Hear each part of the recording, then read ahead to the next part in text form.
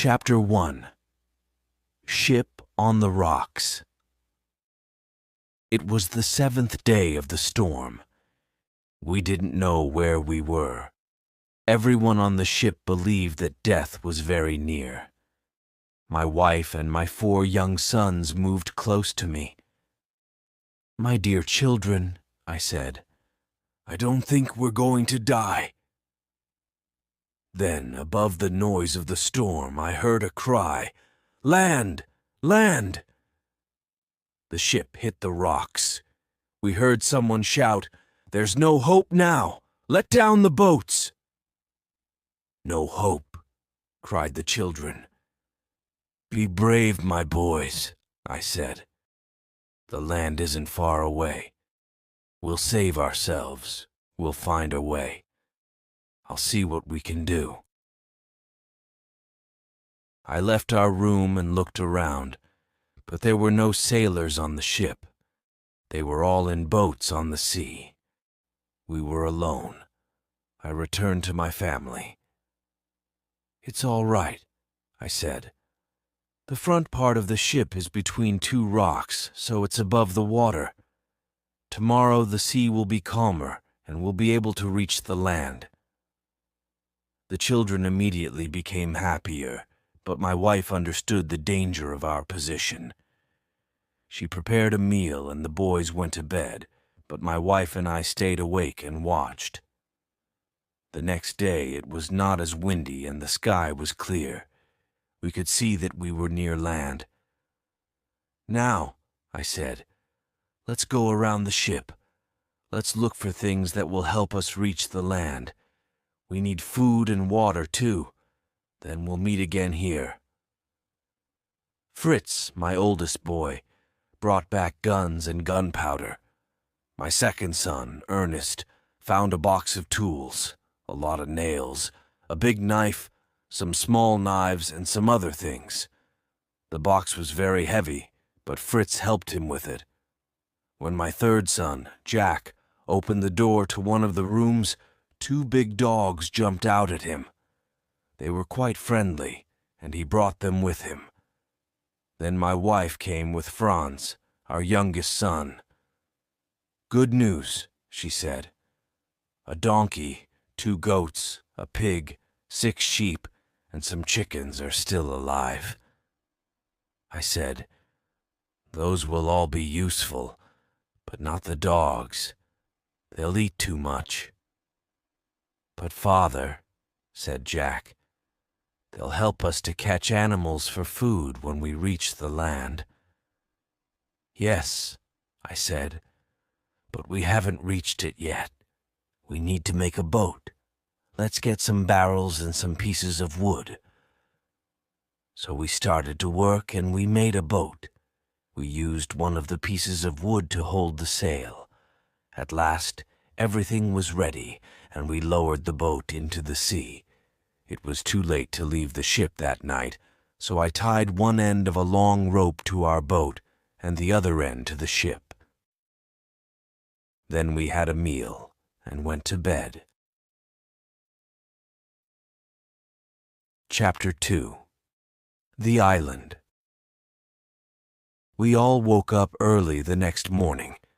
I called the children together and said, "First, we must feed the animals. I hope we'll be able to come back for them later. Then let's take everything that will be useful to us." We took guns and gunpowder and bags of food. We took some cooking pots, the tools, nails, and knives.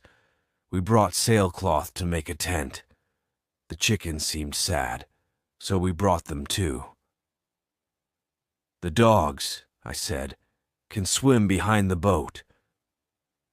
At the last minute, my wife came carrying a big bag.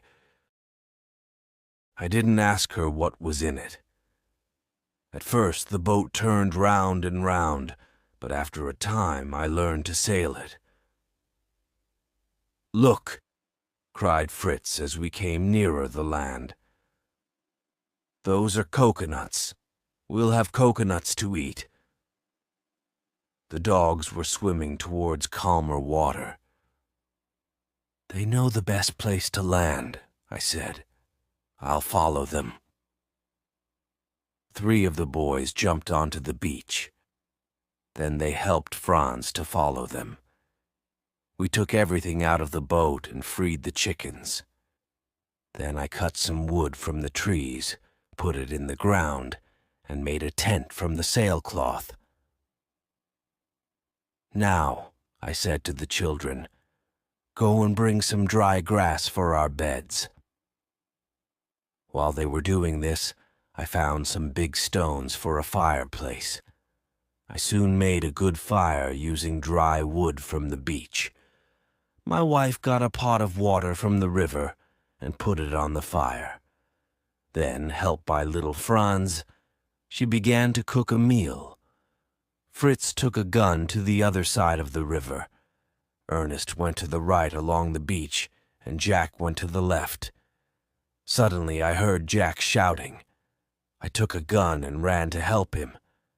I found him standing in water up to his knees. "Come here, father," he shouted. "Come quickly. I've caught something really big." "All right," I said. "Bring it here." "I can't. It's caught me." I laughed. Then I hit the large shellfish with my gun and freed Jack. It was only holding on to his clothing, so he wasn't hurt. "Well, Jack," I said, "you've caught our first fresh food." Just then, Ernest came. "I found some things that are good to eat too, but I need help to get them." "What are they?" "They're shellfish too, but I can't get them off the rocks." "We'll take them later, after our meal." "The food's ready," said my wife, "but we should wait for Fritz." She looked at her pot. "How shall we eat it? We can't eat soup with a knife. We need spoons, but we haven't got any." "We can cut coconuts in half and use them." "We can, but we haven't got any coconuts," I said. "There are shells on the rocks," said Ernest. "We can use them if you help me." Fritz arrived, so the boys all went to get the shellfish. When they came back, Jack tried to open one with a knife. "I can't do it," he said. "I can't open it." "Put them near the hot fire," I said, "and they'll open without your help." So we sat down to our meal. We ate the shellfish first, and then we used the shells as spoons for the soup. "But we haven't got any plates," said my wife. "I've got a plate," said Ernest, showing her a very big shell. "I found it on the beach. There are lots of these shells near the place where I found this one." "Then why?" I asked. "Didn't you bring plates for all of us?" The sun was going down when we finished our meal. Then my wife opened her bag from the ship and began to throw corn to the chickens. I stopped her. "I'm very glad that you've brought this, but we mustn't give it to the chickens. We must plant it. Then when it grows, we can make bread. The chickens can have other food." It was time for everyone to go to bed. We took our guns with us into the tent. Chapter 3. The Baby Monkey. We woke up very early the next day. "First," I said, "we must see if any of the sailors from the ship have reached land." "We don't all need to go," said my wife. "You take Fritz. I'll stay here with the other boys." "Yes," I answered. "I'll take Turk with us, and Flora can stay with you." Those were the names of our dogs. My wife gave us bags of food to take with us. We walked along the beach, looking in the sand for signs of other people, but we didn't find any. Fritz had a gun with him. "Shall I use the gun?" he asked. "If they're near, they'll hear it." "No," I said. If there are wild men on the island, they will hear it too. We don't want them to know we're here." We turned away from the beach and walked for about a mile. We came to a little wood. At every step we saw a new and beautiful plant. "What's this strange plant?" asked Fritz, "with these big things growing on it?" "Ah," I said, "those are gourds. They're very useful." We took some of the gourds and cut them open. Now we must take out the soft part inside. We'll leave the shells to dry in the sun. Then we can make spoons and plates and cooking pots from them. That's why these plants are so useful. I don't understand how you can make a cooking pot from this. If you put it on the fire, it'll burn." "Ah," I said, "but you don't put it on the fire. You fill it with water. Then you put hot stones into the water and the water will boil." We cut plates, spoons, and pots from the gourds and put them in the sun. We left signs to ourselves around the place so we could find it again later. We walked to a field of very tall grass. It was growing high above our heads. Now, where, I thought, have I seen grass like this? We had to cut our way through the grass. As I touched it, my hands became very wet. I put a hand to my mouth. Then I remembered. "Come here, Fritz. Cut one of these open and put the soft part in your mouth." He did that. "Oh," he said, "it's sweet like sugar." "It is sugar," I answered. "Let's take some back with us. The others will be very pleased and surprised." Next, we came to some coconut trees. As we moved nearer, we saw a lot of monkeys on the ground near the trees. But when they saw us, they ran up into the trees. They made angry noises at us. Fritz lifted his gun. "Stop!" I cried. "Why do you want to kill those monkeys?" "Because they're screaming at us. They're terrible, useless things. Or perhaps they're laughing at you. Why are you getting so angry? Because they're laughing at you. They're right to laugh at an angry boy. And they aren't useless." "How can you make a monkey useful?" Fritz asked. I threw some stones at the monkeys in the trees, and the monkeys threw coconuts down at us. "There," I said, "an angry monkey can be quite useful." "More useful than an angry boy," said Fritz. "But I'm not angry now. I'll carry the coconuts." We came to more coconut trees, and the dog, Turk, ran in front of us. We heard cries of pain and angry cries from the monkeys up in the trees. We saw that Turk had one of the monkeys in his mouth. Fritz ran to save it, but it was too late. The monkey was dead. Its baby wasn't far away. It was in the grass, crying out in fear. Then a very strange thing happened. The baby monkey jumped onto Fritz's back and held onto his hair. "Take it off! Take it off!"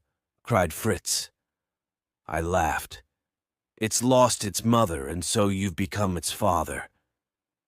"Yes, it's very similar to its new father." I carefully took the monkey off Fritz's back and held it in my arms. "What shall we do with it?" I asked. "Can I take it home?" Cried Fritz. "I'll get milk for it from the goats on the ship, and soon it will learn to find food for itself." We returned to the beach, and my wife and the 3 other boys ran to meet us. They were very pleased to see the little monkey. "What are those sticks?" they asked. "They're for you to eat," said Fritz, and he gave the sugar to his brothers. A very good meal was waiting for us at the tent. Different sorts of fish and a bird were cooking over the fire. Franz caught the fish while we were away. Ernest caught the bird. The fish was very nice, but we didn't like the taste of Ernest's bird. The sun was going down when we finished our meal, and we all went to bed. Fritz took the little monkey with him. Chapter 4. Back to the ship. When I woke up, I said to my wife, "I don't know what to do first. There are so many things that we need to do." "First," she said, "you must bring those animals from the ship. Go with Fritz. The rest of us will look for a place where we can build a home." I said to her, "We'll have to stay on the ship all night. Tell Ernest to climb up that high tree. He should tie a piece of cloth to the top. If there's any danger, pull the cloth down. And you must put up a light on the ship," said my wife. "Then I'll know that you've got there safely." We reached the ship quite easily. The animals were in good health and had enough food. I remembered my wife's words and put up a light.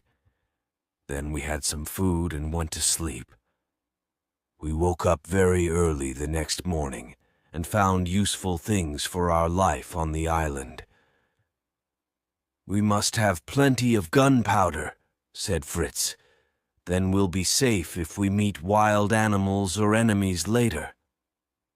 "We must think of the present," I said. "What do we need now for these next few days or weeks? We must take more sailcloth because we need to make a home, and we must think of food. What food is there on the ship?" "I've seen a barrel of butter," said Fritz, "and there's the ship's bread and some meat and salt." "But what will we do when the bread's finished, and the butter will soon go bad?" "Let's think of the present," I said. "We have enough problems to worry about now. We can think about the future later. Perhaps a ship will come and take us away." But I was wrong. It's always a good idea to prepare for the future. We didn't know that at the time, so we made some silly mistakes. We didn't take back things that we needed later. It was a slow job getting all these things together, so we had to spend a second night on the ship. We woke up late the next morning. "Now, Fritz," I said as we sat at breakfast, "how can we take these animals to the land?" "We can't put them in the boat," he said. "They're too heavy." "Can we make another boat?" "No, the animals are too big. What can we do? The pig can swim, but the goats and the donkey can't swim so far." "No," I said. "We can't make a boat that's big enough. There are a lot of barrels on the ship, enough for a bigger boat, but we haven't got time to make one." "Barrels!" cried Fritz. "Let's make a boat for each animal. Let's tie barrels to the animals. The barrels will hold them up above the water when we pull them behind the boat." "That's possible," I said. "Let's try first with one animal and see." We tied a barrel to each side of a sheep and put it into the sea. It went down and down, then finally I saw its head above the water, and it began to swim. When it was tired, it stopped swimming. It stayed there, held up by the barrels. Fritz jumped into the sea and tied a rope to the sheep, and we pulled it back into the ship. We worked very hard, and for a time the job seemed impossible. The pig and the donkey were the most difficult. "Perhaps we should leave them," said Fritz. "We need the goats more than the other animals." We tied barrels to the goats, and then tried again with the pig and the donkey. The donkey seemed to understand, but the pig gave us a lot of trouble. "The pig's very fat," said Fritz, "and pigs are good swimmers. Perhaps its fat will keep it up in the water." So we didn't tie barrels to the pig. At last we got all the animals into the water. Then we climbed into the boat and put up the sail. There was a strong wind, and we soon reached the land. I cut the barrels from the animals, and they came up onto the beach. They were glad to be on land again. My wife and the boys came running. My wife was surprised to see all the animals, even the pig, safe on the land. "How did you think of using the barrels?" she asked. "I didn't think of it," I answered. "This was Fritz's plan, not mine." Chapter 5. A New Place. "What did you do, my dear, while Fritz and I were on the ship?" I asked.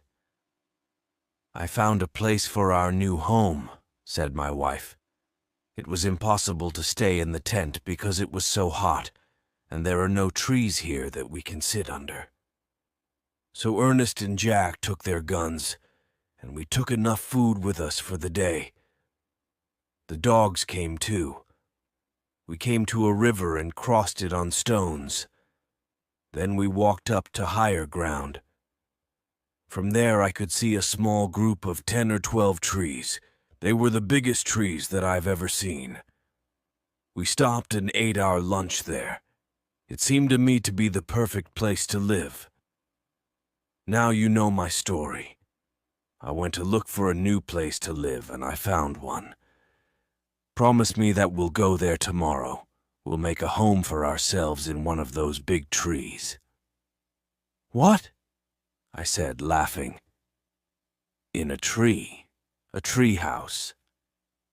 We can live under a tree, but how can we get up into the tree? Fly? You can laugh if you want to, but I'm sure that we can build a small hut in the branches. We'll think of a way to get up there." "Right," I said. "We'll all go and see the place tomorrow. Then we'll think about what we can do." During the night, I thought about our conversation. Then, as we sat at breakfast the next day, I said, "Yes, we'll move to the place that you saw on the other side of the river." I turned to the boys and said, "Now, what's the first thing that we must do?" "I know," said Jack. "We must move the tent there, and then take all our things and the animals. What do you think, Fritz?" "The place is on the other side of the river." Mother, Ernest, Jack, and Franz went across on stones. But the donkey and pig can't cross on those stones, and we can't carry our things across the water. We must build a bridge. That's the first thing, isn't it?" "No," said Ernest. "First, we must go out to the ship and bring back wood for the bridge." "We don't have to do that," said Jack. "There was a lot of wood on the beach where that shellfish caught me. It's come from other ships, and there will be more there now." "Good boy," I said. "Let's see what we can find." Jack was right. We found plenty of wood. We tied together the big pieces which were useful to us. We pulled them to the mouth of the river. Then we got the donkey, and with its help, we pulled the pieces of wood up the river. Finally, they were at the place where we wanted to build our bridge. It wasn't easy, but we put 3 long pieces across the river. Then we nailed more wood across them. It was very hard work, and we all slept well that night. The next morning, we got up early and began preparing for our journey. We put our pots, food, and smaller things into bags and hung them on each side of the donkey. We put little bags on the goats, but the pig refused to carry anything. Franz sat on the back of the donkey so it could not run away. The boys and I carried the other things that we needed for the first few days in our new home. When we were all ready, my wife said, "We can't leave the chickens here. If we leave them, we'll lose them all."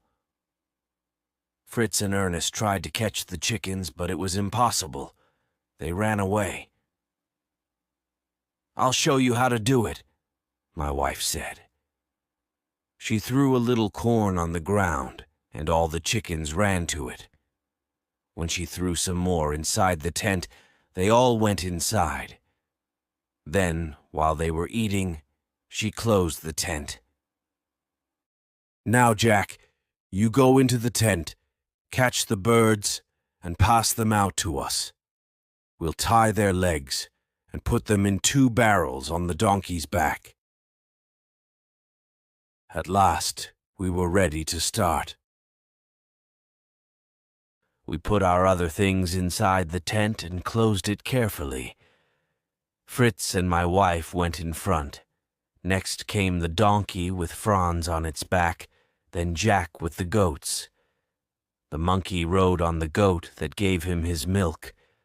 After him came Ernest and the sheep, and I came last. The dogs helped us to keep all the animals in line. The pig did not want to come with us, so we left it behind. But when it saw us leaving, it came running after us. When we reached the bridge, it was there too. We crossed the bridge very carefully. I was worried about the weight of the donkey, so I went first. The bridge was all right, so the donkey went next. Then the rest followed, but not the pig. Oh no, the pig refused to go on the bridge. We tried everything but without success. Then, when we were all on the other side, the pig swam across. It followed us, so we reached the place where we wanted to make our new home. "These are wonderful trees," said Fritz. "They're so tall." "Yes," I said. "I didn't think they were as big as this. This is an excellent place. If we can make a house in one of these trees, we'll be safe from wild animals." We tied up the animals so they couldn't escape, but not the pig. The pig lay down and slept. We freed the chickens, and my wife started a fire and cooked a meal for us. Chapter 6. The Rope Ladder. After the meal, I said, "We must sleep on the ground tonight. I can't see how we can get up into a tree this evening." Then I went to the beach with Fritz and Ernest. We looked for the things that we needed for a ladder. The beach was covered with pieces of wood of all sizes, carried there from ships by the sea. "It'll be difficult to make a ladder out of these pieces of wood," said Fritz, "and it'll be very heavy." "Look at those tall, thick plants there," cried Ernest. "They're what we need. Bamboo." I cut some bamboo into pieces about 6 feet long. Then I tied them together so I could carry them. Then I cut some straight sticks. "I can make a bow with this bamboo," I said, "and arrows from these sticks." We went back to the biggest tree carrying the bamboo. We put it on the ground. "That branch is about 30 feet high," I said. "We've got more than 60 feet of thick rope and a lot of thin rope. Now we'll put 2 long pieces of rope on the ground, and we'll cut pieces of bamboo 1.5 feet long. Fritz, you cut the pieces. Ernest will help me with the rope." So we began to work. "Now," I said, "we must tie pieces of bamboo across the ropes to make steps. Then we'll have a rope ladder." We worked very hard, and after a few hours a ladder was ready. Then I made a bow from another piece of bamboo. "Ernest," I said, "make arrows from these sticks. Put a big nail in one end." "Oh," cried Jack, "a bow and arrows. What are you going to do with them? I want to play with them. I'm not making a toy, Jack. I'm going to shoot with this. But soon you'll all have bows and arrows because we must be careful with our gunpowder. When we've used this gunpowder, we won't be able to get any more. And if there are dangerous men on the island, we'll need our gunpowder. When the bow and arrows were ready, I tied a long piece of thin rope to an arrow and shot the arrow up over the branch. It came down on the other side, carrying the thin rope with it. "Ah," said Ernest. He always understood things quickly. "You'll tie the rope ladder to this thin rope and pull it up onto the branch. Then you'll hold it there while someone ties it to the branch." "Yes," I said. "You climb up there. You're smaller than Fritz, and I don't think Jack can tie the ladder well enough." Soon the ladder was tied to the branch. "That's a good day's work," I said. "Now we must tie up the animals and we'll sleep at the foot of the tree. Tomorrow we'll begin to build our tree house." "Look," said Jack. "The chickens are on our rope ladder." I looked. Each chicken was sitting on a step. They were already very comfortable. I lit a big fire to keep away dangerous animals. Then I decided to stay awake and watch. Chapter 7. The Treehouse. I was worried at first. I didn't feel that we were in a very safe place. I heard a strange sound. No, it was only the movement of the trees. The fire was getting low. What were those shadows? Was that a wild animal moving nearer, nearer? I got up and put more wood on the fire. At last, I felt safer and went to sleep. It was light when I woke up. All the others were already awake. We had breakfast and then we started work again. My wife milked the goats. Then she went down to the beach with Ernest, Jack, Franz, and the donkey to get wood for the treehouse. Fritz and I climbed up the ladder into the tree and planned our new home. "These branches," I said, "are thick and close together, and they come straight out from the tree. The floor of the house can be here, and the tree will be one of the walls." Fritz looked up and said, "Those higher branches will hold up the roof." "But what sort of roof?" "We'll put a sail over the branches and bring it down to the floor on two sides." That, as you will hear later, was a great mistake. I was very stupid, but at the time, Fritz and I were very pleased with our simple plans. "This fourth side," I said, "will be open. We can look out from there. Perhaps we'll make a place where we can sit outside in the daytime." "It will be a beautiful house," said Fritz. Then my wife and Ernest arrived. The donkey was pulling a lot of wood behind it. More wood was tied on its back, and Franz was sitting on top of that. They left the wood and went back for more. "How shall we get it up here?" said Fritz. "Shall I carry it up the ladder?" "No, we must pull it up. Now where did I see? Yes, I remember. It was in Ernest's box of tools." Fritz found the little wheel. We tied it to a branch and pulled up the pieces of wood. Then I started to make the floor. When evening came, the floor was finished. We hung our sailcloth over the higher branches and nailed it down to the floor on two sides. On the fourth side, we could see across the country around us, and plenty of air could come into the house. "There," I said. "Our house is finished." Then I saw that there were more pieces of wood. "We'll make a table and some chairs from these tomorrow. Tonight we'll sleep in our new house." The 3 older boys quickly went up the ladder, carrying everything for their beds. My wife was afraid of the ladder, but she reached the top safely. Then I took Franz on my back.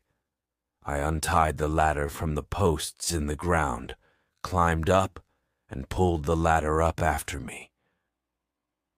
"Now we're safe in our treehouse," said Jack. "Nothing can climb up here." "Oh," cried Fritz. "Where's the monkey?" "There," said Ernest, pointing to Fritz's bed. "A monkey can climb up anywhere." I kept my gun by my side. I was still not sure that the animals below were safe, but the night passed quietly. Chapter 8. Back to the tent. After breakfast, Fritz and I started to make a table. Suddenly we heard a loud bang, and a small bird fell almost at our feet. "That was a good shot," said Ernest, picking it up. He was very proud. "It wasn't good," I said. "We can't use our gunpowder like that. We can use the guns to shoot large animals for food, but for birds and small animals, we must use bows and arrows. Look at the bow and arrow that I've made, Ernest. Try to make better ones and learn to use them." When midday came, we put some barrels around the new table. We were ready to eat our first meal at it. "Where are Ernest and Jack?" asked my wife. "Let's start. If they come late, they won't have any lunch." "Maybe something has happened to them," said my wife. "I can't eat if they're not here." We waited. "I'm sure nothing has happened to them," I said at last. "They're young and silly and don't notice the time. Put the food on the table." Then Ernest and Jack arrived carrying bows and arrows. "Look," said Jack. Before I could speak, he held out 2 very small birds. We shot them with our bows and arrows. "I'm very pleased about that, but I'm angry because you're late. Your mother's been worried about you. Sit down and eat your lunch." We only had meat and a little bread for lunch. The bread was very hard. The meat was an animal that I shot the day before.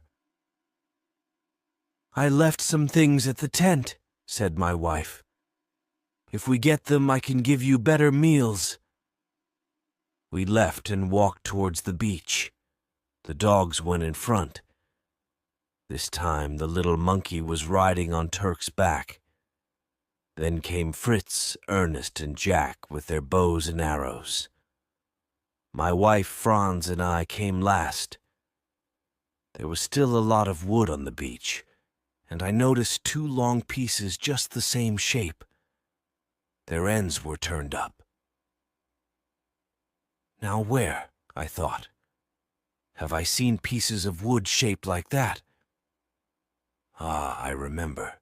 In Switzerland, of course. We reached the tent and found everything in the same place as before. Everyone looked for the things that they wanted. Fritz got some gunpowder while I found the butter. My wife pointed to a bag that I remembered putting into our boat. "What is it?" I asked. "Ah," she said. "That's what I wanted for our lunch. Potatoes." "There are only enough for 1 meal," I said. "But if we plant them, we'll have plenty next year, enough for all our meals." Jack was listening to this. "We can eat these potatoes, and then we can find wild potatoes," he said. "You found sugar and coconuts." "No, Jack. Wild potatoes grow on the top of high mountains, and they're very small and not very good to eat. These potatoes are different from wild ones. We must make a garden and grow potatoes in it." "But what can we eat now?" asked Jack. "I'll see what I can find," I answered. "Until our garden's ready, there are some wild plants that we can use." Next, Fritz and I went to get salt. The seawater dried on the rocks and left salt behind. We were able to get enough to give our food some taste, but we were stupid not to take more than that. Chapter 9. The Sledge. Later in bed, I thought, that barrel of butter was very heavy. We must find a way to carry heavy things. I thought about our animals tied up at the foot of the tree at night. They weren't safe. We must make huts for them. We needed wood for this, but more than we used for the floor of our house. We also needed bamboo. The donkey couldn't carry so much, so we must make a sledge. Those 2 pieces of wood on the beach were just the right shape for the bottom of a sledge. Early in the morning, Ernest and I climbed quietly down the ladder. I took some tools, nails, and a piece of light rope. We found the 2 pieces of wood and nailed them together with smaller pieces. Then we put a lot of bamboo and wood across the top. I tied a rope on the front, and we pulled the sledge back along the beach. It moved very easily across the sand. When we were finishing our breakfast, we heard a loud noise from the chickens. We all ran to them. "It's the monkey!" cried Ernest. "He's running after them." Then we saw the monkey hiding behind a tree. He was eating an egg. The monkey ran away to another tree, and Ernest ran after him. Soon Ernest came back with 4 more eggs. My wife went and looked in the grass. "One of the chickens is sitting on her eggs," she said. "Soon we'll have some little ones. We must make a safe place for the chickens. Then we can keep the monkey away from them." After lunch, Ernest and I went out again with the donkey. The donkey pulled the sledge to the beach. We put more wood and bamboo on the sledge, and then I looked at the sky. "We must go home," I said. "There are clouds in the sky, and the wind is getting stronger." Then I looked at the place where the ship was still on the rocks. Another storm could carry the rest of it away. We must make one more journey to the ship before it breaks into pieces. Why was I so stupid on our last journey? We brought back the animals, butter, salt, meat, bedclothes, gunpowder, and some books, but we knew then that we were on the island for a long time, a year, 2 years, perhaps for the rest of our lives. Why didn't I think of other more important things? Chapter 10. A Second Journey to the Ship. The next morning, Fritz and I got up very early. We went to look at our boat. It was in good condition, but it didn't have a sail. That was now the treehouse roof. "I think," said Fritz, "that we can use long, flat pieces of wood as paddles."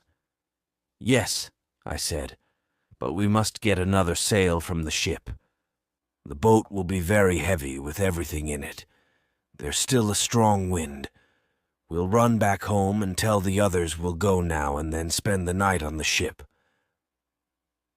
We went quickly and told them our plans.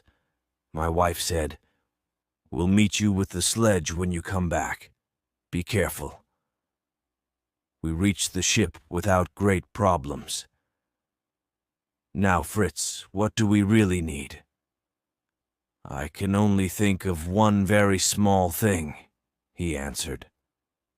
"What's that?" I want something to catch big fish. Yes, I said, but we can't eat fish and meat every day. No, he answered, we must have bread and fruit and green vegetables. Do you remember Mr. Wilkins on the ship? He was moving to a new home. I'll see if I can find his tools. You find a fishing line. Yes, said Fritz. I remember watching one of the officers when he was fishing over the side of the boat. I know which room was his. I'll look there. I went below and found some gardening tools. I also found some seeds. That's lucky, I thought. Now we'll have lots of different vegetables to eat. Fritz came back with his arms full. I remember, I said to Fritz, that Mr. Wilkins was bringing a light plow with him. Shall I take the plow to the island? What will pull it? Asked Fritz. I don't think the donkey can pull a plow.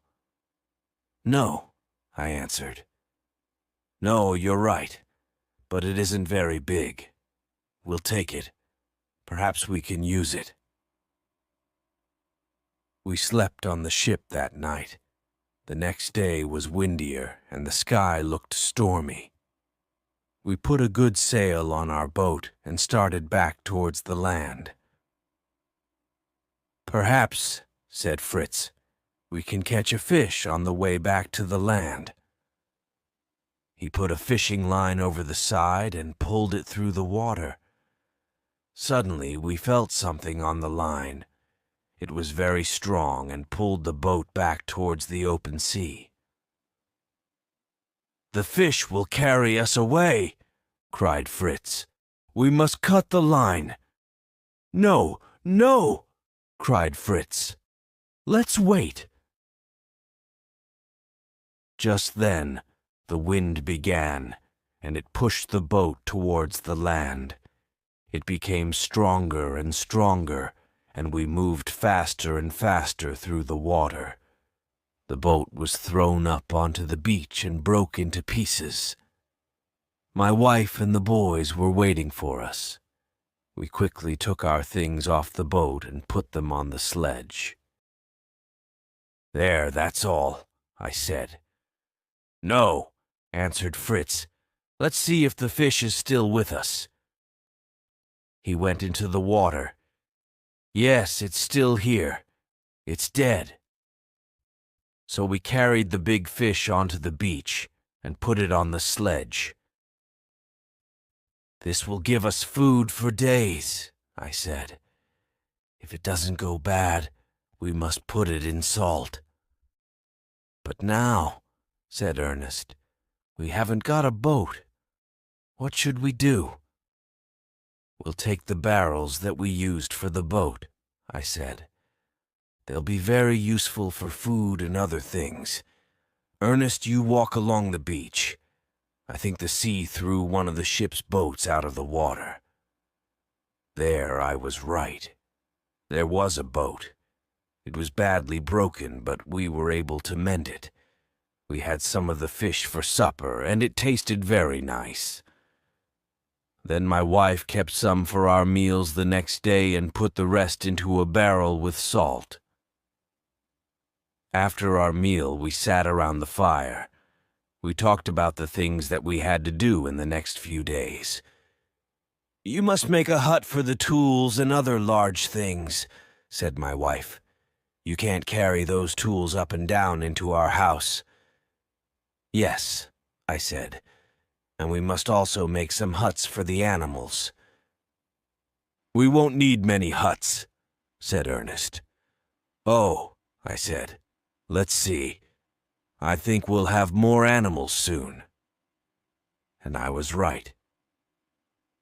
We must make a garden too, I said.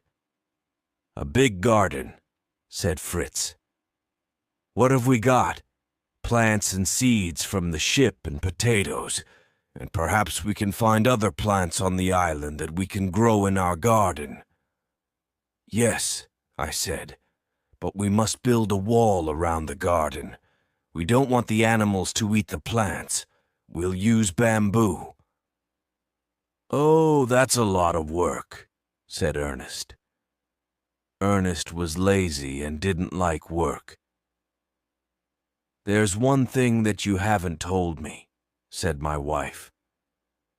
"You've told me what we'll be able to eat next year, but what are we going to eat now?" "Ah," I said, "we haven't got any potatoes, but there are wild plants. I'm sure that there are sweet potatoes on this island." The next morning we all went out and looked for sweet potatoes. For some time we didn't find anything. Then Fritz found a plant and called me. "Is this a sweet potato?" he asked. "Yes," I said, "it is." We looked around and found more. Back at the treehouse, my wife cooked the sweet potatoes. They tasted like potatoes, but not as nice. Then she made some of the potatoes into a sort of bread. It was quite hard, but good. Chapter 11. The Garden. We got up very early in the morning. We wanted to start work on our garden before the weather got hot. Fritz, Ernest, and I took our tools. Jack had a fork, but he wasn't really old enough. We all started to work. After a time, when we were quite tired, I said, "Let's see what the animals left on the ground last night. That'll be very good for the earth in the garden." We went to look. "The pig! The pig's gone!" Jack cried. It was true. The pig was nowhere near the treehouse. "We can't do anything about that," I said. "Perhaps she'll come back again." "You said she," said Jack. "Yes, of course. I think she's going to be a mother. Perhaps she's gone away to the forest to have her babies there. Then she'll come back, I hope." We went back and worked again in the garden. We were all very tired when it was time for the evening meal. We had fish and sweet potatoes. "Now," I said, "we must work in the garden again tomorrow and plant all the seeds from the ship. Then we'll put bamboo around our garden and make huts for the animals." "We must make a big hut for the pig," said Jack, "if she has a lot of little pigs." "Now go to bed," I said to the boys. "Be ready to work hard tomorrow. First, we'll get the bamboo." "How will we carry a lot of bamboo across the ground?" asked Jack. "We can't use the sledge. Can the donkey pull it?" "No," I said. "We won't go to the place where we found bamboo before. We'll go to a different place. Then we'll be able to bring it here more easily." "Oh," said Jack. "Is there an easier way?" "Yes," I said. "We'll go up the river. We'll cut the pieces of bamboo and pull them to the river. Then the river can carry them down to our treehouse." "Ah," said Jack. "Yes, that'll be the best way." Chapter 12. Buffaloes and Other Animals. We left the next morning to get bamboo for our garden and for animal huts. My wife and the 4 boys came with me and the 2 dogs, Turk and Flora. We also took the donkey. We needed it to pull the bamboo to the side of the river. It was our first visit to this part of the island, so we took our guns with us. The dogs were a mistake, but the guns weren't. We went up the river and found a lot of bamboo. We cut it and tied it together, and the donkey pulled it to the river. Then we had a meal and rested. Jack went for a walk. After a time, he came back and said, "Father, there's a big field over there, and there are 10 or 15 large horses in it." I said, "Jack, there aren't any horses in this place." "There are," he said. "Come and see." When we came out of the trees, we saw a lot of buffaloes. We went nearer and nearer until we were about 130 feet away. The buffaloes stood and looked at us with their big round eyes. They didn't seem to be angry or afraid. I could see 2 young buffaloes. Then Turk and Flora began to jump up and down, making a lot of noise. The buffaloes became angry and they came towards us. We were in great danger, but Fritz and I both used our guns. One of the buffaloes fell dead and the others turned and ran away. We were lucky to escape so easily. I said to Fritz and Ernest, "Come and catch those 2 young buffaloes. The dogs have pushed them into the trees. We must take them with us." We put ropes around their necks, and they came with us without any trouble. We hurried away as fast as we could. "Now," I said, "we'll leave the bamboo until tomorrow, but the young buffaloes will be very useful. We'll give them milk from the goat." The goat gave the young buffaloes her milk. "But," said Jack, "there won't be much milk for us." "No," I said, "but soon we'll have as much milk as we need." "You seem very pleased about the young buffaloes," said Ernest. "Yes, I am," I answered, "because now I can see an answer to 2 big problems." "Oh," said Ernest, "what problems?" "These," I answered. "When the goat doesn't give us any more milk, we won't have any. But these 2 young buffaloes will grow up, and they'll have babies, so we'll have more and more buffaloes and plenty of milk. Buffalo milk is very good. We can make butter from it, and perhaps cheese too." "And what was the other problem?" asked Fritz. "The other problem," I answered. "You remember the plow that we brought from the ship? I didn't know how we could pull it. A buffalo is very strong, and the buffaloes can pull the plow for us. So now we have a plow and we have milk." "Not yet," said Ernest. "No, not yet," I answered, "but next year. We mustn't think only of today. We must think of future years." The next day we went back and cut up the dead buffalo. We brought a lot of the meat back and put it into barrels with salt. Now, I thought, we'll have food in the winter. We also put the bamboo in the river, and the river carried it down to a place near the treehouse. We pulled it to the treehouse and started to put it around our garden. Some days later, when the garden was finished, I said, "Now we must begin to make huts for the animals." "We'll only need 3 huts," said Ernest. "Why only 3 huts?" I asked. "We need one for the buffaloes, one for the goats, and another for the sheep," said Ernest. "And perhaps we should make a house for the chickens."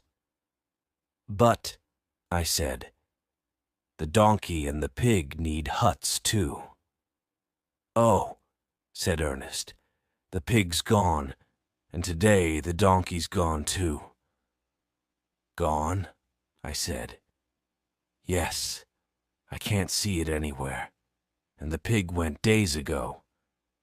"Yes," I said, "but I hope they'll come back. We'll make huts for all of them, and hope."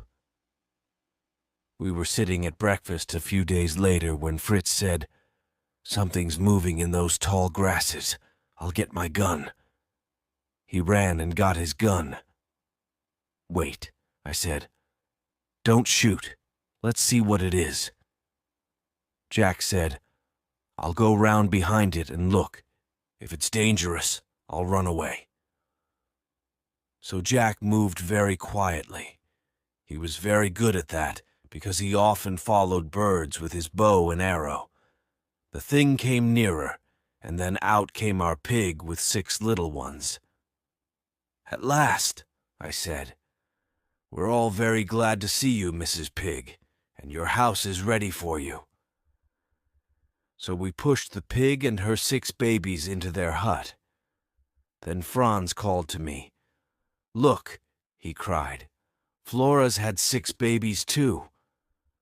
So now we had 8 dogs and 7 pigs.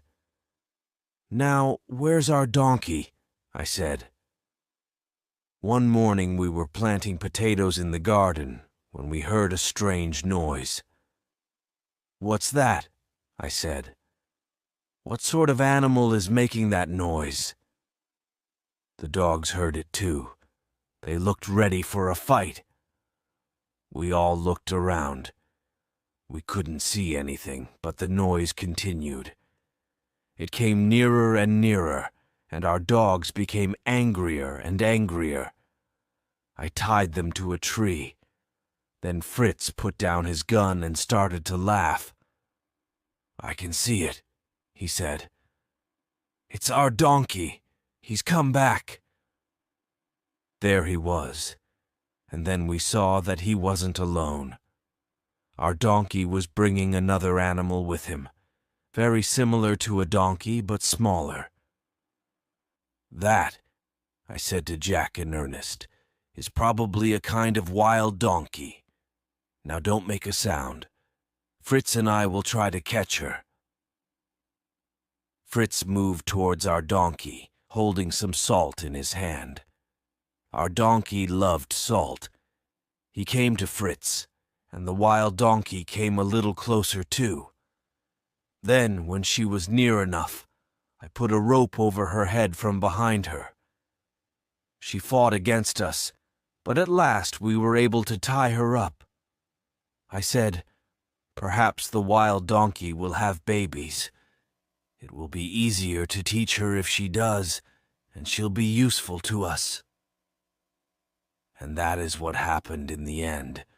The chickens were sitting on eggs, and soon we had 40 little ones. So now we had a lot of animals to feed. We had the donkey and the wild donkey, 2 buffaloes, the goats, the pigs, the dogs, the sheep, and the monkey. I said, "We must work very hard and get food for all these animals. The rainy season is coming."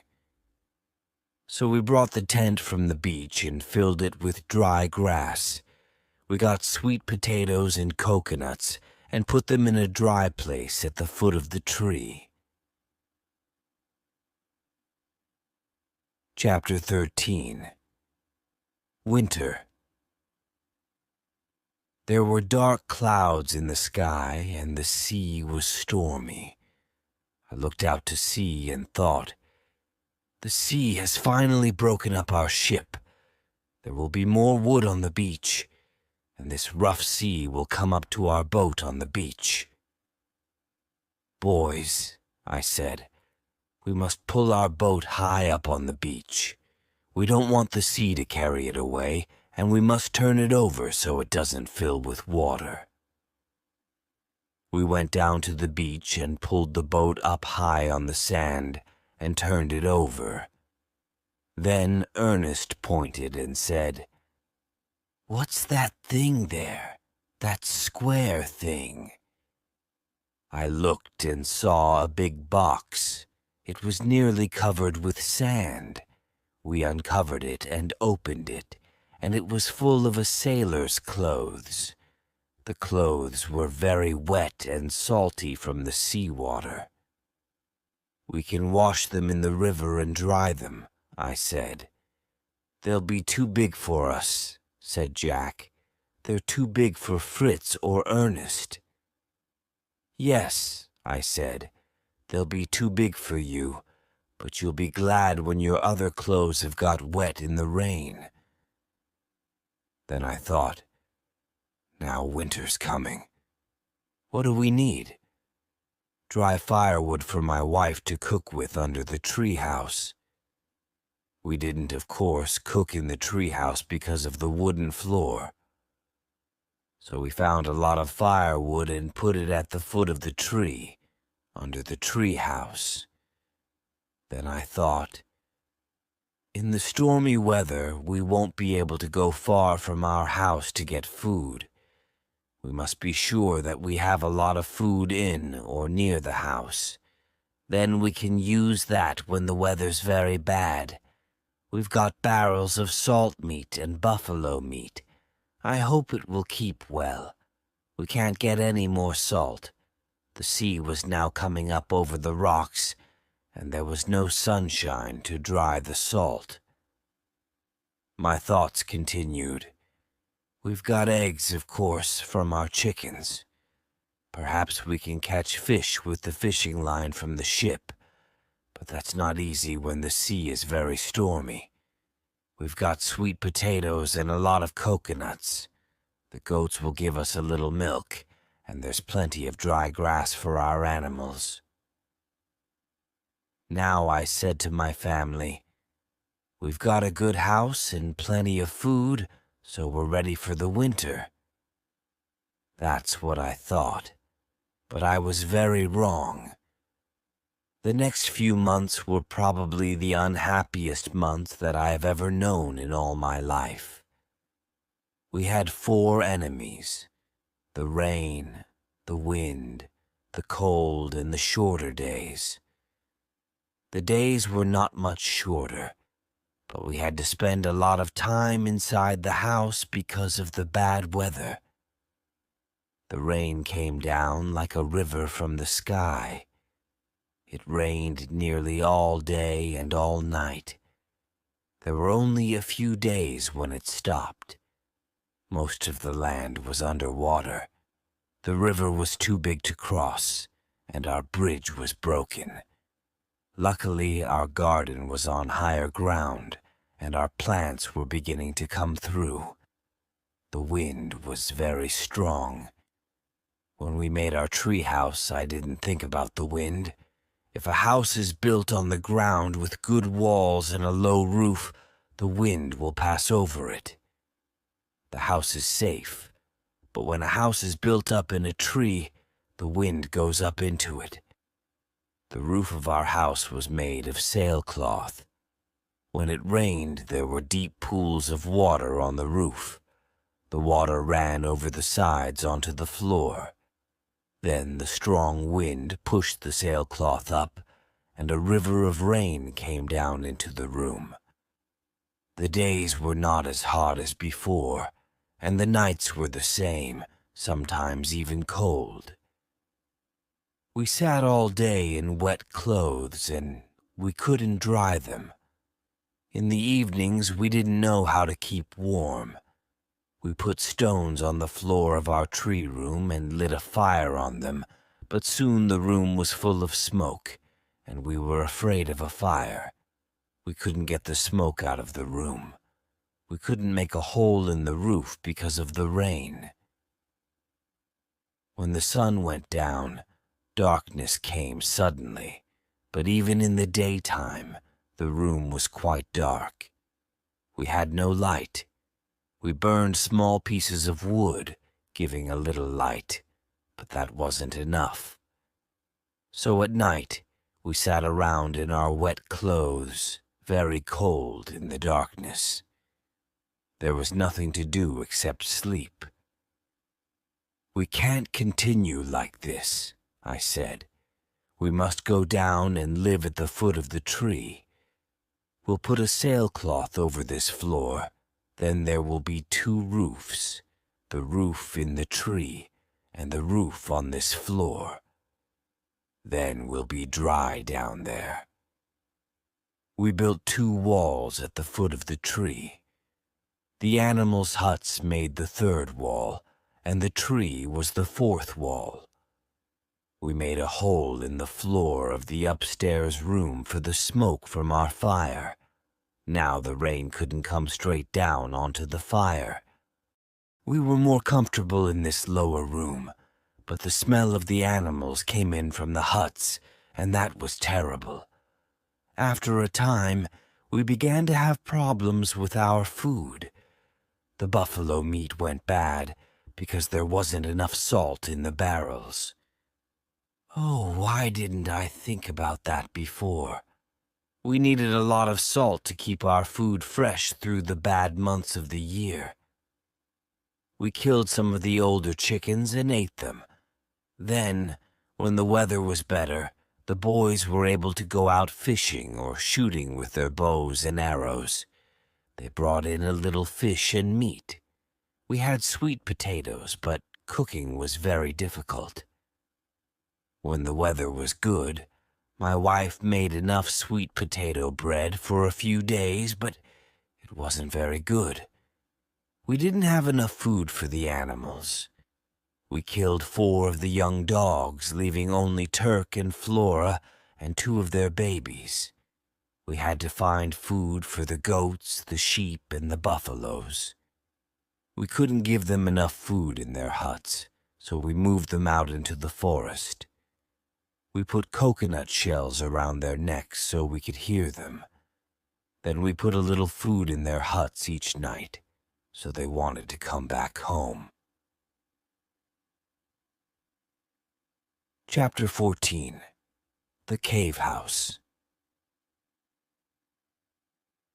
We were very pleased when the storms ended. After those long weeks of rain, the sun shone again.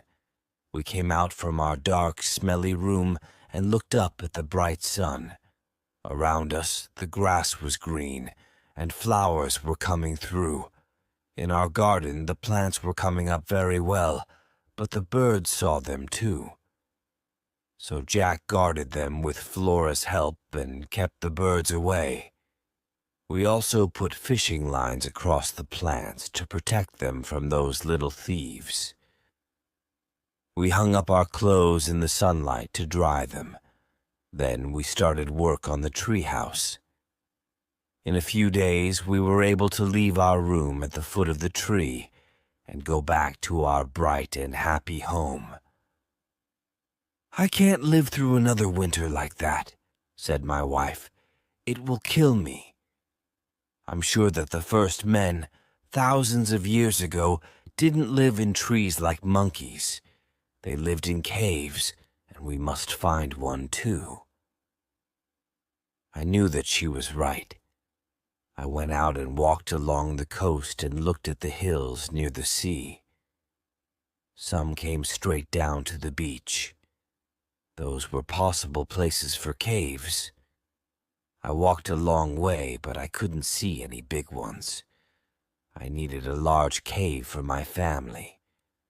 I went back and told my wife and the boys the caves weren't large enough for us. "So," said Fritz, "if the caves aren't big enough, we must make one bigger." "You can try," I said, "but the rock's very hard. I don't know if it's possible. I'll take you to the best cave that I found above the beach. It was probably made by the sea, but the sea's gone down and left it in the side of the hill. Bring the tools and we'll try." So we went to the cave. We worked for a week, but we only made the cave 6 feet deeper. The rock was very hard. I thought about using gunpowder, but gunpowder was too important for us. I didn't know what to do. "Shall we stop?" I asked Fritz. "Shall we think of another idea?" "I think," said Fritz, "that the rock is getting softer. This piece here seems softer." Jack was the smallest, so he was working at the lowest part of the rock. One morning he cried out, "I've done it! I've done it! I've made a hole right through the rock!" "Don't be so silly," said Fritz. "I don't believe you." "But I have," said Jack. "I have." Fritz went to look. He soon came back saying, "It's true, Father. Jack's right. I can't understand it. Jack has made a hole in the rock, and there's nothing behind it." I was very surprised. I took a long piece of bamboo and put it through the hole. "Yes," I said, "there's nothing behind there." "Let's make the hole bigger," said Fritz. "Then one of us can go through." I said, "That's dangerous. If the hole's very deep, you'll fall. We must be very careful. Let's make the hole a little bigger. Then I can put my head in and look." So we made the hole bigger, and I put my head in. Suddenly I felt very ill. I moved away. "You mustn't go into the cave, boys, if it's a cave," I said. "The air's really bad and dangerous. I'm sure you can die in there. First, we must drive out the bad air." "How can we do that?" asked Fritz. "We must light a fire," I replied. So we put burning grass and sticks into the hole, but the fire went out immediately. "Perhaps," said Ernest, "if we light a fire just in front of the hole, the hot air will pull the cold air out of the cave." "Yes, that's possible," I said, "but I think that will be slow and perhaps dangerous. I think this time we should use some of our gunpowder." So I took some coconut shells, tied some rope around them, and filled them with gunpowder. Then I lit one and threw it quickly into the cave. There was a very loud noise, and the bad air came out with the smoke. I did the same with 2 more coconut shells, and then we tried to light a fire again. This time the fire burned. It didn't burn very well, but the smoke and hot air came out through the hole, and soon the fire was burning better. At last it began to burn brightly, as brightly inside the cave as in the open air. "Run to the treehouse," I said to Ernest. "Bring all the small pieces of wood that we've got. We can use them as light when we go into the cave." While he was gone, we made the mouth of the cave bigger. Then we could see the walls that were nearest the doorway. Jack looked in and said, "The walls are covered with beautiful stones in lots of different colors. It's wonderful." I looked into the cave. Jack was right. The walls were covered with things that looked like stones. "That's very strange," I said. "What are they?" Then Ernest came back from the treehouse bringing the wood. I went into the cave first. I wanted to be sure that the air was good. I looked at the stones. Some were lying on the floor because of the gunpowder. I took one and tasted it. "It's salt! Look, boys!" I cried. "We'll never have to look for salt again. Next winter we'll have plenty of salt, and we'll have meat through all the bad months." We looked around the cave. It was very big. I saw that we could make a room at one end for all our things, with a bedroom next to it. We could have another big room as a kitchen and sitting room. "But," I said, "there's one thing that we must make now. I don't think this end of the cave is very far from the outside air. I'll hit the rock inside the cave. I want you, Fritz, to go outside and listen. Tell me where you hear me most clearly. Put a stick there to show the place." So Fritz went out, and I started to knock on the inside of the cave wall in different places. After a time, he came back and said, "I found the best place. I can hear you quite well." "Ah," I said, "then we'll make a hole through there from the outside. We need fresh air in the cave. It'll be hard work, but we must do it." It was hard work, but after 2 days Fritz was able to put bamboo through the hole. The other end of it came into the cave. Then we made the hole bigger from inside the cave. "Now," I said, "we can make a fireplace with a hole for the smoke." So we started work. Using stones and earth, we made a good fireplace with a hole for the smoke. "Now," I said, "we'll see if this idea really works." So we lit a fire, but the smoke came out into the cave. I saw that the boys were very sad. They thought that all their work was for nothing. "No," I said, "don't worry. When the hole gets warm, the air will go up it. It'll be all right. Keep the fire going for 2 days, and it'll work very well." And that was what happened. On the second evening, the air began to go up the hole, and it took all the smoke out of the cave. "Now," I said, "we don't have to fear the next winter." My wife was very pleased. She said, "Now I can cook and dry your clothes, and we can sit around a nice bright fire on winter evenings. We'll be very happy." "Yes," I said, "but we'll have to do a lot more work. Next winter we'll have more animals. We must build a farm between the treehouse and the cave. Then the animals can live there in the summer and winter." "And we'll need a lot more food," said Fritz. "Yes," I said, "we can use the plow to make fields, and we must grow lots of vegetables. To work, to work." So we all had a very busy summer.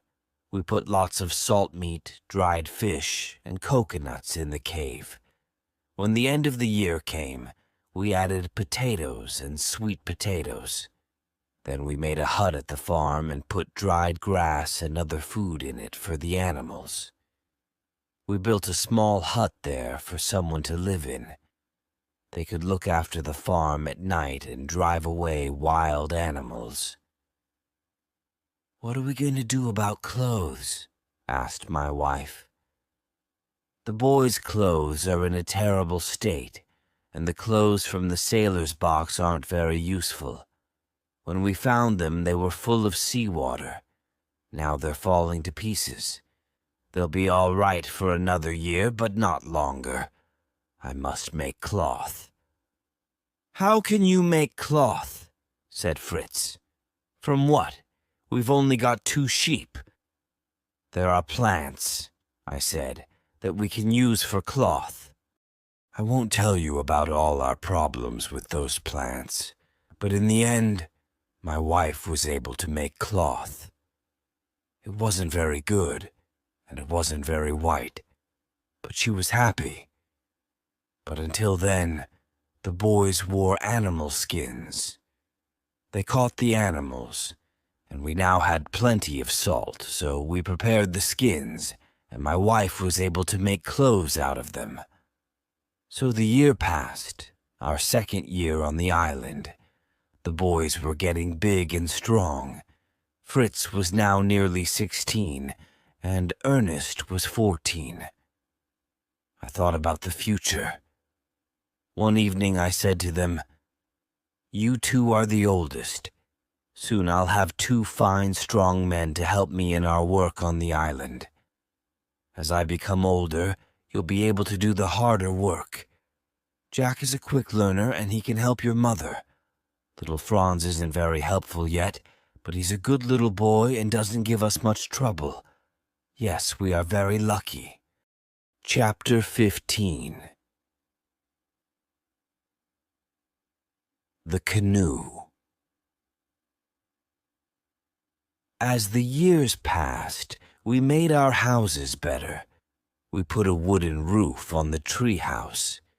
The rain didn't come through in winter after that, but it still wasn't a good home for the rainy season. We also built a place in front of the cave. We could sit out there and enjoy the sea air and the sunlight. The farm became bigger and bigger. The buffaloes pulled the plow and they gave us all our milk. We were able to make butter from it too.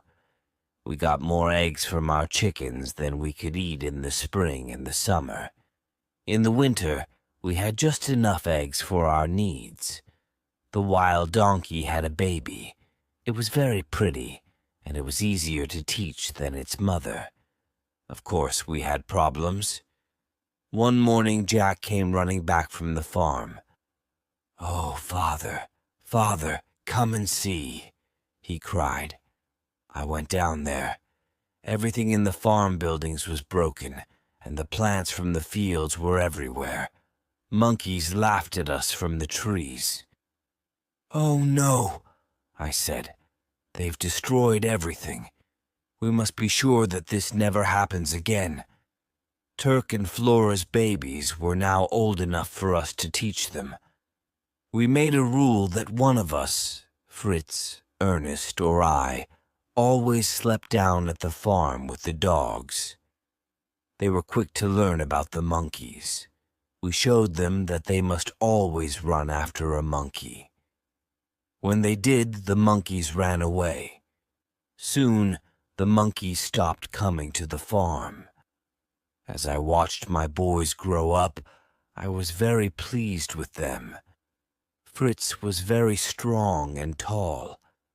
Ernest wasn't as big, and he was quieter, but he wasn't as lazy as before. He wrote down the names of all the plants on the island and drew pictures of them. He made some paper out of plants like the Egyptians many thousands of years ago. Franz was more sensible than Jack. He always did what he promised to do, but Jack was a good son too, and he did a lot of work on the farm. Franz liked helping his mother, while Jack spent more time with me. One day Fritz said to me, "I'd like to go away alone. I want to visit the parts of the island that we haven't seen. The ship's boat is too heavy for one person. I want to make a canoe." "I think we can make a canoe," I said. "I've seen canoes made from the bark of tall trees. I'll try to help you." We found a big tree, and I cut a ring round the bark at the bottom. Then I tied a rope ladder to one of the branches. I told Fritz to cut round the tree about 20 feet up from the ring. Then I made a cut from top to bottom between the two circles. We took the bark off very carefully, and it fell away in one piece. We tied pieces of bamboo to our canoe to hold it in the right shape. Then we nailed together the sides at each end of the boat. A sweet juice from one of the trees dried quickly and went hard. We used this to fill the holes. "I think," said Fritz, "that the water will come in over the front of the canoe and perhaps over the back. Perhaps we should cover those places. We can leave a place in the middle where I can sit." "Yes," I said, "you're right. We must put a light cover over it." We also found a long, flat piece of wood. Fritz could use that as a paddle to move the boat along. When the canoe was ready, we waited for a few days. Then it was dry, and we tried it in the water. At first, Fritz had problems in the canoe. It turned over, and he often fell out, but he practiced, and after a few days, he was able to travel safely even in rough sea. Chapter 16. Jenny one day, Fritz went away in his little canoe. He stayed away all day. In the evening, my wife became very worried. "I'm afraid that something has happened to him," she said.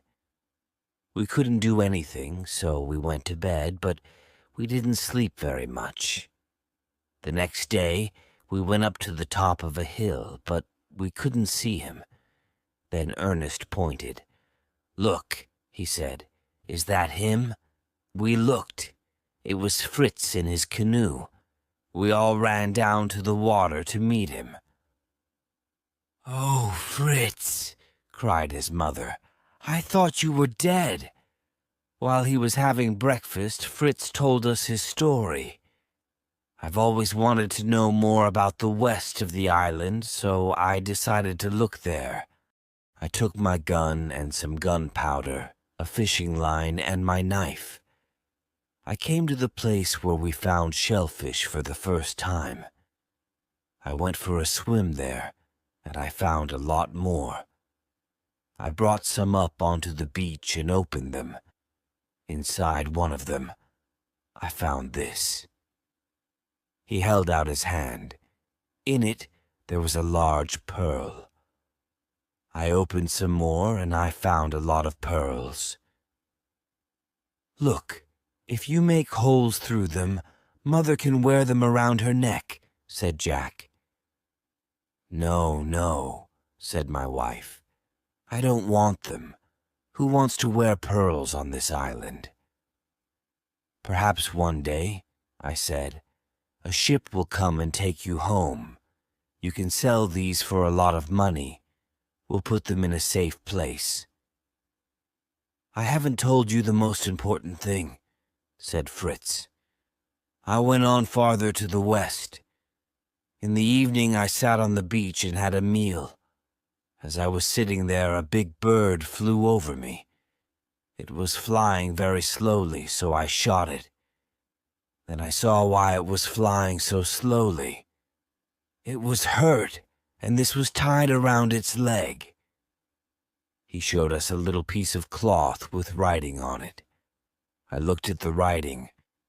"Help, sailor on Smoking Island." "The person wrote the message in blood," I said. "Yes," said Fritz, "but where is the Smoking Island? I went up the hill behind me and I looked out to sea. There, far out at sea, there was a little smoke going into the sky.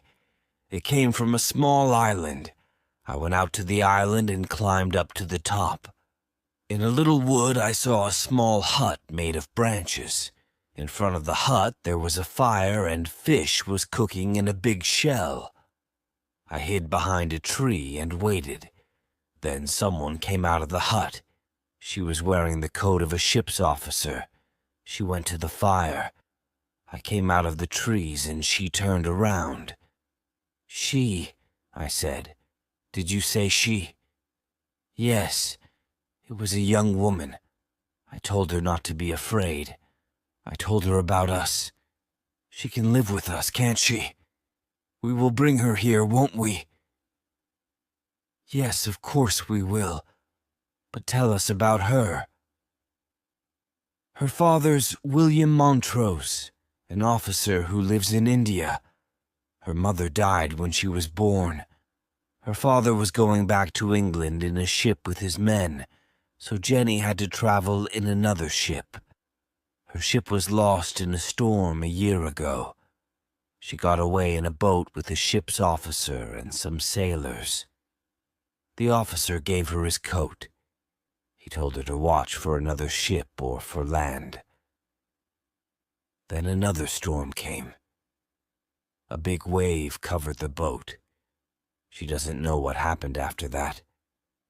When she opened her eyes, she was on that little island." "How has she lived there for more than a year?" I asked. "I asked her that. She's got shellfish and there are coconuts on the trees. She made a fishing line from her hair and she catches small fish. She uses stones to make a fire. She's made a little hut for birds from bamboo, but she can only catch small ones. When the big bird came down on the island, it hurt its leg, so she was able to tie that piece of cloth around it with her call for help." "And the bird came to you?" "Yes," said Fritz.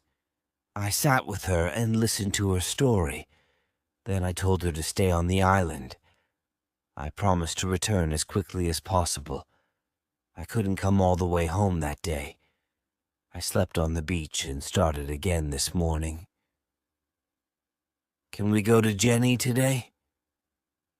Yes, I said. Yes, if we start immediately.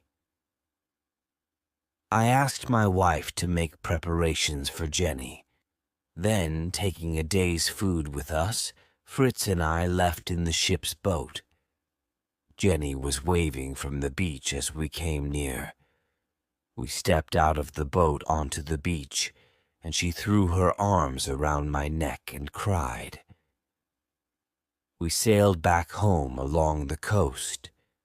Mother and the 3 boys were waiting on the beach to meet Jenny. My wife said, "I'll have to dress you like one of my sons because these are our only clothes." Jenny had a bath and dressed in sailor's clothes. Then she joined us for a large lunch, and Jack put flowers in her hair. Perhaps my boys thought that they could teach Jenny a lot of things, but she could shoot better than they could. "My father taught me in India," she said. She was very good at catching fish. She was able to tell Ernest the real names of many of his plants. "I learned all that at school," she told him. Very soon, she and the boys were close friends. Jenny thought about her father all the time. "I'm sure that ships are looking for me," she said. Fritz said, "If a ship comes, we'll hear a gun. We'll answer with our guns, then they'll know that we're here." "A ship will come one day and take me back to Father," Jenny said. "I'm very happy with you, but he's probably very sad. He doesn't know if I am alive or dead." The summer ended, and the winter passed. Early one morning, Fritz went out in his canoe. He was looking for a nice big fish for our lunch. Then suddenly, we saw him turn around and come back. "Quick, quick!" he cried. "There's a ship!" We ran up to the top of a hill with our guns. Bang! There was an answering shot from far away. We waited, then used the gun again, and the answer came louder and nearer. Then we saw a boat coming towards the beach. We ran down to meet it. An officer stepped out. "I am Officer Littleton," he said, "of the Unicorn. Is Miss Jenny Montrose here? Some of the sailors from her ship, the Dorcas, told me to try these islands because the ship was lost near here." "Yes," I said. "Miss Jenny Montrose is here and she's safe." He looked at me and my family and at Jenny in sailor's clothes. "But," he said, I told him my name. "And this is my wife, my sons Fritz, Ernest, Jack, Franz, and this," I said, "is Jenny, our Jenny." Chapter 17. The End. I am writing this chapter with a sad heart. The Unicorn's boat is waiting to take this story of our life here to England. There, perhaps it will become a book. Other people will learn about our beautiful island, and perhaps some will want to join us in this quiet, simple, happy life.